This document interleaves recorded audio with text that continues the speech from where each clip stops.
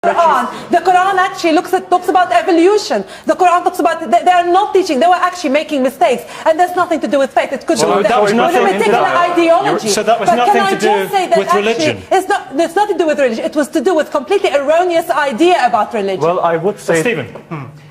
You would say it in a minute, if you don't mind. A minor point on Teflon coating religion, as it were. I mean, you need to be very careful about saying, oh, this is the real religion, and that's not really religion at all. I mean, atheists are guilty of the same thing. Christopher Hitchens once suggested that Stalin and Mao weren't really atheists. They were religious. And why did he say that? Because he wanted to Teflon coat the atheism. It's a dubious intellectual strategy to say these people aren't really religious. No, but if they made a mistake, that's a mistake, and they should be actually sanctioned for that mistake. Sanctioned, is that the right word? Whatever the That'll word do. is. Can I say something about the way in which...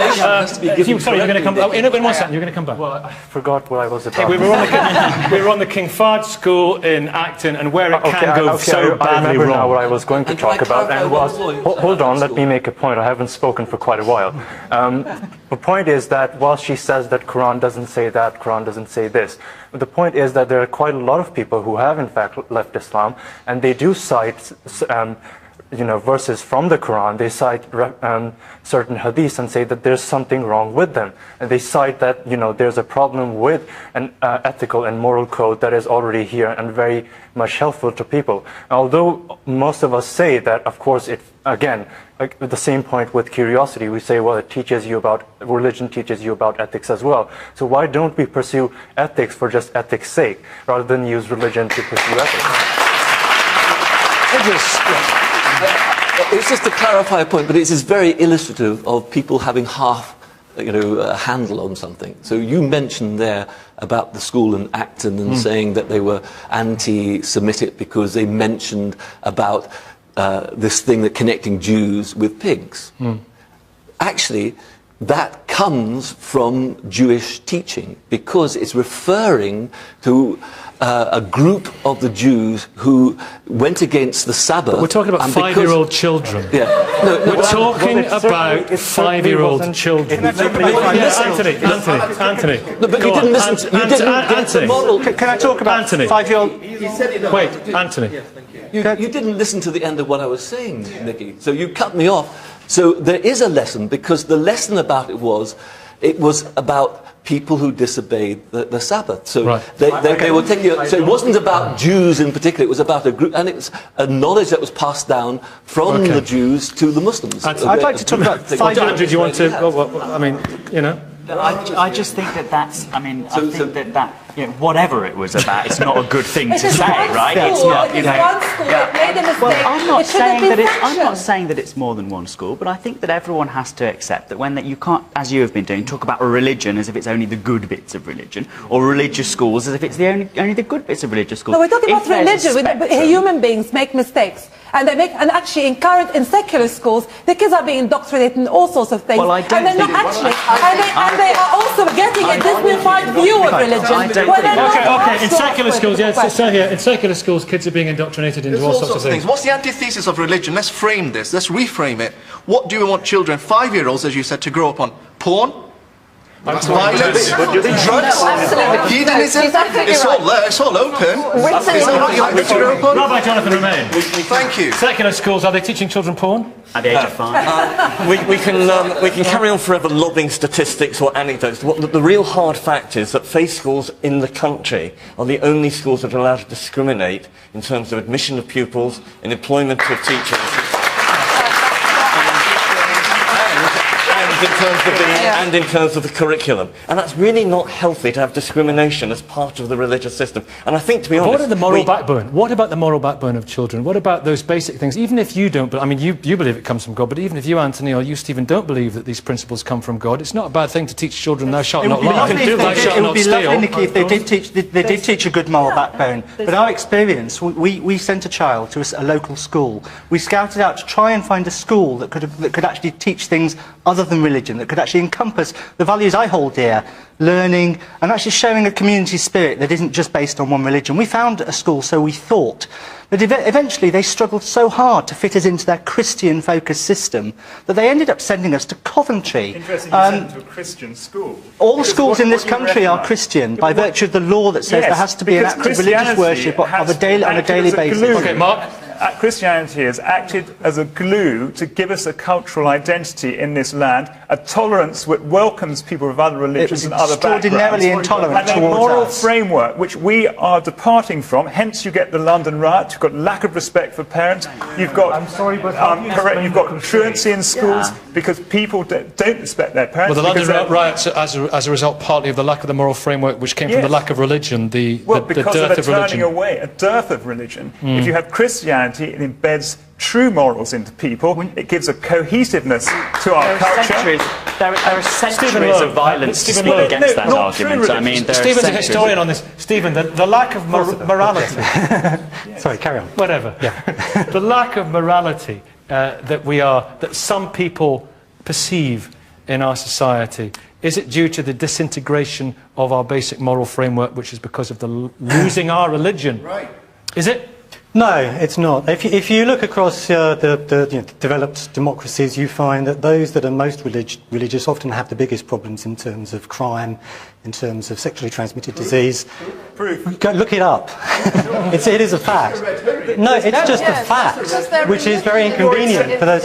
You're accepting. Well, secondly, and this is the more important point, if you, well, here's a source for you. Look at a book called The Altruistic Personality, written by Pearl and Samuel Oyner, who looked into the backgrounds of those who rescued Jews during the Holocaust. Religious people will often say, oh, it was religion that motivated them, it was religion that marked them out as special. It was not. What marks out the rescuers from the non-rescuers is that they've been raised in a non-authoritarian way. They have been raised to think and question rather than passively accept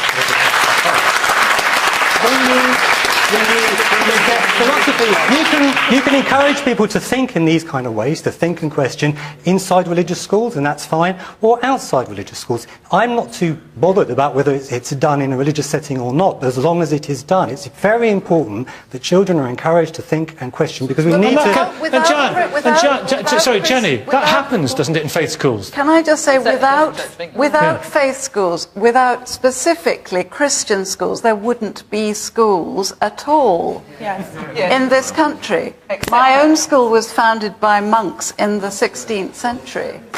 And let me tell you about the Muslim schools in Kenya. Because they're not preparing children for the modern world, they're actually asking Christians to come in and do the teaching. In what ways are they not preparing children for the modern world? They're teaching them about a medievalist way of life, which is the orientation of Islam. You go back to the Golden Age. It's all about going back to Muhammad. It's it really is truly a religious system that's not actually preparing you for this world, it's preparing you for the life afterwards. I'll get your story in a minute, Nick, so get ready. Yeah, you've had your hand up for ages. I'll try and get round some audience. I think it's really important to distinguish between faith schools and teaching religion in schools, because you can teach religion in schools without sort of propagating sort of a belief system. So you can lay out all the different religions and talk about it in a more philosophical way. Whereas faith schools, it's the outside of the lesson parts that can alienate some children who don't perhaps adopt that faith. And up here, I think right. Good morning. Morning. Yeah, I think there's a couple of different points here. There's what we want from a child's education, what we want the end product to be for a child, which I think a lot of religions share those values, and they're not exclusive to religion by any means. It's love, it's compassion, it's understanding, it's inquiry. The issue then is the mechanisms that are used to teach those tools to the children. I think a lot of parents in the UK are kind of religious with a small r, so they're very conflicted about the ways to teach these sets of things like understanding and love. And so they may use religion, but then with religion comes various truth claims and various facts that then have to be disseminated as well to the child. So then there's a conflict between all these great feelings and attributes you want to teach your children, but hold on a sec, with that comes this set of beliefs as well.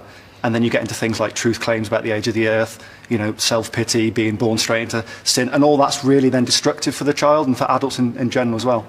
Thank you. Gentlemen up here. Why can't we adopt that, have schools that teach about all faiths? Rabbi, we've got and gentlemen back respect here. all religions. Back of the class. Right.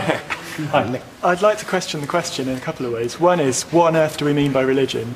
Most of the other kind of naturalists here seem to be assuming a kind of traditionalist concept of religion, but actually, in an evolutionary timescale, the earliest incontrovertible evidence for religion is 65,000 years ago. Most evolutionary anthropologists think probably 200,000 years ago.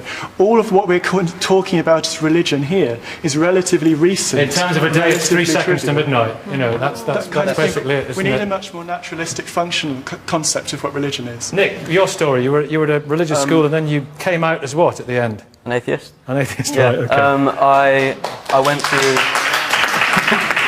I went through Catholic education from primary school to sixth form, and I was the head boy at the secondary school and the sixth form, and the final ceremonies, if you will, at the end of sixth form, during my speech, I said to them I was an atheist. I felt it was right to say that.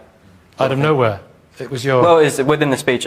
It was just a small section of the speech, but I mean... What was the reaction? Well, mostly positive, you know. The Monsignor of our area was there, and he was actually leading the Mass, which he stepped down from the bishop.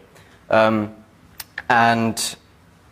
he put his hand on my shoulder and said, "You're a brave man."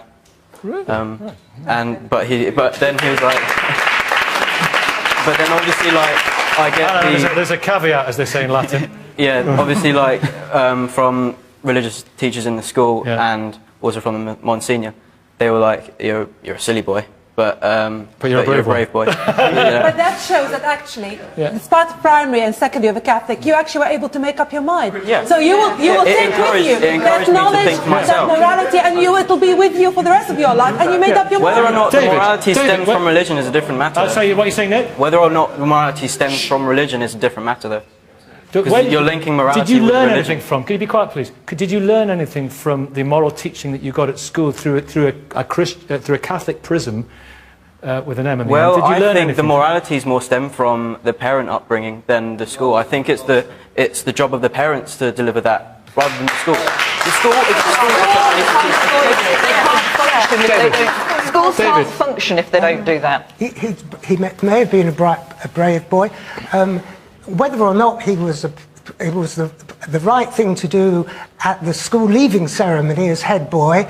To say something which, so you know, I kind of like your style. There's another point I'd like to make. You like your style too, don't you? Absolutely. I think that's what religion does. Religion gives you that freedom and that courage. But there's one other point, and the more important point. He's also, dare I say it, a young man, and it may well be the case, as I am sure it is the case with many, many people who have a religious education, and then when they reach your age, like I did, they break away from it, and it takes them a very, very long time to find their path back to it, but eventually they are grateful for having received a religious education because it has given them, as it were, a moral compass and a spiritual wherewithal to navigate very choppy waters that as a young man you haven't even begun to dip your toe in. Then how do you suppose I decided that I was an atheist to begin with? You've obviously come to the view that how you're able to, I don't know. I mean, it seems to me actually how you're able to know that there's no God is actually a difficult position. Anthony. I think it's a very comfortable notion that people will always come back to the religion later on. I think at the time, though, when children are at school, there are real and present dangers in certain schools that have very fixed beliefs. For example, a child growing up in a religious school that doesn't teach about homosexuality, and there are many of them. A child... What about? Well, teach the... OK, you're absolutely right. Well, there was a riot this week. Let's address the riot. The last couple of weeks, there's been this riot with the Catholic... Education Service, who had a petition amongst school children against gay marriage. Yeah, there were the government stepped in, they're looking at it. That's right, there were some students in one Catholic school who were extremely angry and distressed and well, a whole raft of negative reactions, to something the Catholic Education Service did, which was to send round to all state-funded Catholic schools, pointing out statements by archbishops about gay marriage and encouraging students to sign a petition against the recognition of civil same-sex marriage. And one of the things that teachers were presenting at this school was that these things were unnatural, that the Catholic belief was against them. And many of the students, you're right, that the story last week was that they were quite distressed by this. And I think that is the sort of risk that religious schools do create. There are people within a school who are going to be... particularly around sexual ethics, is a real test for, because religious frameworks always have views about it. And I think a school with a religious foundation, a school with a religious foundation has a real issue there about how they deal with those things. If I talk about Church of England schools are not faith schools. Church of England schools have inclusive admissions, by and large. There are some exceptions, but by and large, schools that were started for the... That's really not true. That is true. You just put your name to a report last week which said that all children at Church of England schools should have a personal encounter with the person of Jesus Christ. That was your name, Jan Ainsworth. Look at the wording. And I think the real point is that we want schools that are all inclusive. With the Christian faith. A meaningful encounter with the Christian faith. With Jesus Christ, you said.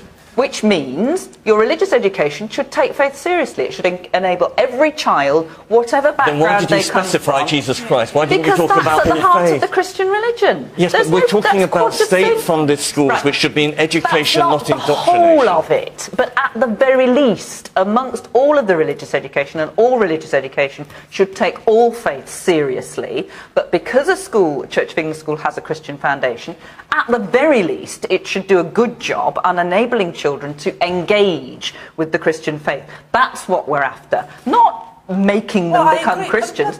The school in the parish where I live, 85% of the children come from Muslim families. It's just as much an obligation for those children to understand something about the Christian faith as it is for children from Christian families to understand other faiths. That's what good religious education is. It doesn't matter about admissions. It doesn't matter about who goes.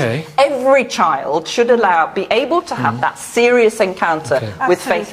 Jenny, I just want to move it on to a last thought that we can have. Can I move it on to this last thought in our last section, if I can call it that, which is basically, if the demise of religion continues, the decline in belief carries on, what are the consequences for the people who are children now and for our society in 40 years' time? Yes, I think they're very serious indeed, because yes, I do, and I think that we've witnessed it. I mean, I live in a part of London where I came back from a retreat on the island of Iona to find headlines the Monday morning of buildings in flame. I thought, oh, that's Syria, and I put it to one side.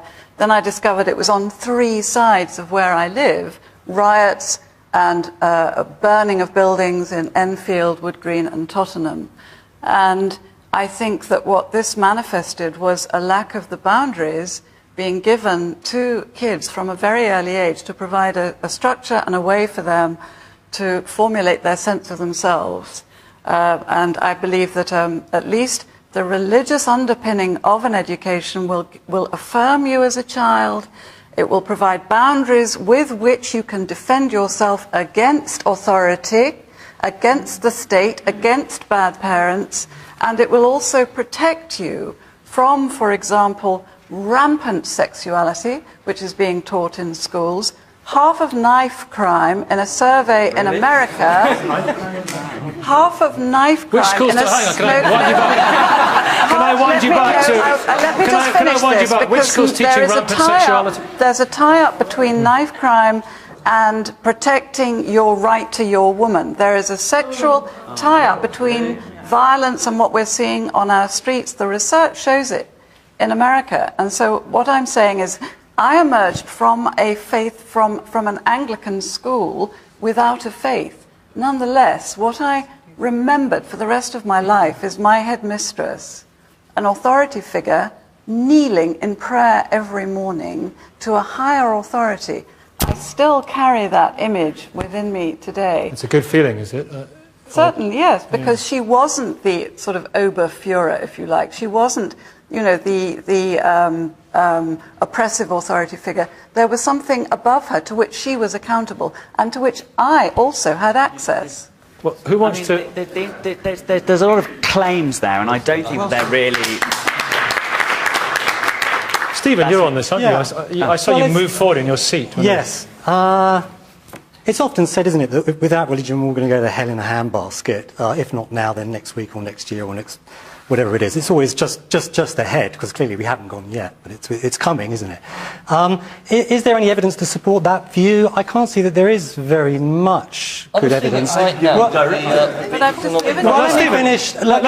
What we have is we have often two things happening at the same time. So you find religious belief declining, and then criminality goes up, and then people go, oh look, one is the cause of the other, and that's a classic example of the post hoc fallacy. But if children don't know the difference between right and wrong, of course children should be taught about right and wrong. And a good way to do that is through the it's not necessarily the best, as I've been explaining, that one of the most important things to do is to get them to think and question. Of course you should teach them about morality. You can do that within a religious setting, you can do it within a but you should be, then we should be doing that. Well, we've got to work out what morality, because the morality that is the true morality is a morality that protects someone from sexual exploitation, the Bible teaches sex in marriage between a man and a woman. If our society stuck to that, just think of all the problems we would not have. And a good thing we wouldn't. And that is a Christian morality which we're saying we can't even teach in our schools. Well, let's get a response. Let's get a response to Stephen. So here's a very good moral rule. The golden rule: do as you will be done by. Yeah. Okay? Love your neighbour as yourself. Yes. Yeah. Now who came up with that? Christ. No, Jesus Confucius. Before Jesus. Confucius, earlier, a secular society in which the morality was rooted not in Christianity, not even within religion, but it was a rational, secular... They had the same moral morality for thousands of years, more or less the same levels of morality as in 60 years. It's simply not true. We have a problem with reducing morality to sexuality. Morality is not about sexuality. Morality is about actually being able to question what is it to do right? What is it to do right in a certain situation? It is a philosophical morality. And yes, it could have come from Confucius, from Plato, but actually religion has encapsulated it. The different faiths have done so over millennia. So to actually exclude them would exclude a framework that allows a compass, that allows us to start posing these questions. Sorry, Jonathan. I'm seeing a good example of this right now, because as we've got the economic recession and social services are being withdrawn, who is coming to pick up the tab? It's a lot of the religious groups who are doing the soup kitchens for the homeless and the fragmented youth. And actually, although I certainly would agree with the humanists that religious and humanists share an awful lot of values, so I don't want to claim exclusivity, but there is one crucial difference. A secularist will say, I think it's a good idea to be good. It's a personal whim. Whereas a religious person will say, thou shalt be good. There's a moral imperative. It'd be good if it was followed. That encapsulates how insulting non-religious people often find the way that religious people phrase their views about their morality. I don't think let's be good just because arbitrarily on a whim I've decided it makes me feel good to be good. I feel good. I try to do good because I feel a sense of obligation to my fellow human beings. I feel good-hearted. It's not just because I've arbitrarily decided to do something which, if I had the luxury of a commandment, I'd be able to know. Andrew, currently, if you look at charity, all the people give a lot of charity, but you have all these big programs making people feel good about themselves because they've done charity. Telethons and stuff. But if you actually look at religion, people, you give with your right hand what your left hand doesn't know what you're given. It's a different kind of imperative for morality. Sorry. And it's one that is deeper and more rational than actually self. I'm sorry, that's not true. Andrew That's not true. That's not true, and it's untrue in two ways. Well, Andrew respond. It's untrue in two ways. Firstly, it's not just about feeling good, as I said. It's about the obligations that we owe to each other. Locating morality within human beings generally doesn't mean that I can arbitrarily, selfishly make up my own values. It means that we earth it in human beings. I'm sorry, you can't tell me that it does. I am saying this is the way I govern my morality and the way that millions of people in this country govern their morality. Not arbitrarily, but according to our obligations to other people. And the second way in which it's untrue is to say somehow, as Jonathan also implied, that religious people do more for charity. We know from numerous studies, like the Citizenship Survey just a few years ago, that the same percentage of people are volunteering and engaging in their community from non-religious backgrounds as from religious backgrounds. So although you may like it to be true that religious people are more serving other people than non-religious people, it's not true, unfortunately. Secular schools are teaching arbitrariness, arbitrary values. I interviewed young girls for my book on chastity. The first person that I interviewed, it's not funny actually, this is a really serious subject. The first person I interviewed was told, you can have sex when it feels right to do so. So she did. And so her life has been changed from that moment onwards, and she regretted it deeply. This is secular values. They are arbitrary. But some religious people have sex before they're married, don't they? And the whole repressed guilt and repressed sexuality. And they've got a framework to grow into. But if you're just taught that actually nothing matters, you've got nothing to grow into. This isn't true. I'd like to say something about this freedom and acceptance. Actually, I'm part of two forums, one on Facebook that is called Pakistani Atheists and Agnostics, and also the Council of Ex-Muslim Britain. If there was such an acceptance of such people, and a lot of them are in fact very concerned about social issues, about political issues, and at the same time they're very aspiring individuals. Quite a lot of them study sciences and mathematics. They're also good people. Why is it that they actually need a different forum to talk about things, and when they can in fact get such acceptance in a more religious sphere? Actually, they are accepted, and I'm part of a forum for Muslims for secular democracy. But that science and math you are studying came to us here because of the Muslim scholars over the years who then transmitted the Indian work and before that the Greek work. So religion has given us the human knowledge we have now. So it might be that some people are prejudiced and that it might be some people are negative, but there's actually a few people. People are actually talking to each other and supporting each other. At the end of the day, all religions, all faith, give the individual the right to choose, because otherwise we're not accountable. We believe in heaven. At their best they do, but you must acknowledge that at their worst they absolutely don't. You must acknowledge that. There must be actually some it's parents. Not a case of there might how be. many parents say to their kids, you have to eat your greens or else? At the end of the day, parents might actually not give kids choice in some things, but in the pure form, religion wants people to choose, because otherwise how could you be accountable for your actions? But this is not the experience that so many people have. I'm sorry, but I have in fact met quite a few Muslims who have said very homophobic things, who've said very anti-Semitic things. And if you do talk about, them being ethical or being guided very well, then how do you explain all these failures? Because quite a few people, even I've seen within London, in various cities, who smoke, who've had sex, but they say they don't want to eat pork or some other thing. But how do you explain all this behavior then? That's not morality. Morality is bigger than personal behavior in terms of what you're eating and who you're having sex with. Morality is bigger. If the question is about society, then we want to look at the frameworks that allow us to engage with big ideas about morality. And these frameworks so far have been religious ones. Secular frameworks, so far we have not had an ideology that allows a secular engagement unless it's philosophy. If we are teaching kids philosophy, then maybe that's the way forward against. Thank you all very much indeed. Give yourselves a huge round of applause. Great contributions. Debates between us for the next week in London. Goodbye from everyone here in Bristol. Thank you for watching. Actually, in secular schools, the kids are being indoctrinated in all sorts of things. Well, I don't and they're not actually, and they are also getting a Disney-fied view of religion. Okay, in secular schools, in secular schools, kids are being indoctrinated into all sorts of things. What's the antithesis of religion? Let's frame this. Let's reframe it. What do we want children, 5-year-olds, as you said, to grow up on? Porn? Violence, drugs, hedonism, it's all there, it's all open. Is that what you like to grow up on? Rabbi Jonathan Romain. Thank you. Secular schools, are they teaching children porn? At the age of 5. We can carry on forever lobbing statistics or anecdotes. The real hard fact is that faith schools in the country are the only schools that are allowed to discriminate in terms of admission of pupils and employment of teachers. Talk about Anthony. 5-year-old.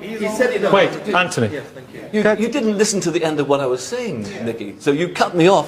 So there is a lesson, because the lesson about it was about people who disobeyed the Sabbath. So they were taking. So it wasn't about Jews in particular. It was about a group, and it's a knowledge that was passed down from the Jews to the Muslims. I'd like to talk about 5 years. Andrew, do you want to? I mean, I just think that's. I mean, I think that whatever it was about, it's not a good thing to say, right? It's not. It's one school. It made a mistake. Well, I'm not saying that it's more than one school, but I think that everyone has to accept that you can't, as you have been doing, talk about religion as if it's only the good bits of religion, or religious schools as if it's only the good bits of religious schools. No, we're talking about religion. Human beings make mistakes, and they make a sanction for that mistake. Sanction, is that the right word? Whatever the word is. Can I say something about the way in which...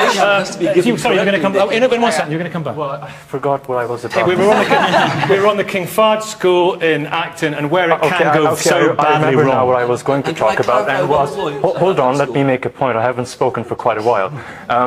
The point is that while she says that Quran doesn't say that, Quran doesn't say this, the point is that there are quite a lot of people who have in fact left Islam, and they do cite verses from the Quran. They cite certain hadiths and say that there's something wrong with them, and they cite that there's a problem with an ethical and moral code that is already here and very much helpful to people. Although most of us say that, of course, it again, like the same point with curiosity, we say, well, religion teaches you about ethics as well. So why don't we pursue ethics for just ethics' sake, rather than use religion to pursue ethics?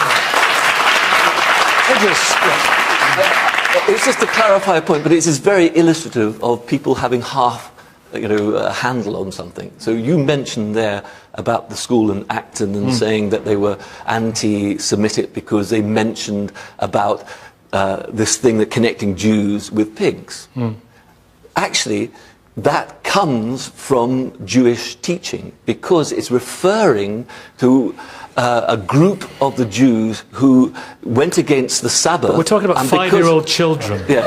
We're talking about 5-year-old children. Anthony. No, but you didn't listen. You didn't get the model. The Quran actually talks about evolution. The Quran talks about they are not teaching. They were actually making mistakes, and there's nothing to do with faith. It could be with a particular ideology. So that was nothing to do with religion. It's nothing to do with religion. It was to do with completely erroneous idea about religion. Well, I would say, Stephen. You would say it in a minute, if you don't mind. A minor point on Teflon coating religion, as it were. I mean, you need to be very careful about saying, oh, this is the real religion, and that's not really religion at all. I mean, atheists are guilty of the same thing. Christopher Hitchens once suggested that Stalin and Mao weren't really atheists. They were religious. And why did he say that? Because he wanted to Teflon coat the atheism. It's a dubious intellectual strategy to say these people aren't really religious. No, but if they made a mistake, that's a mistake, and they should be actually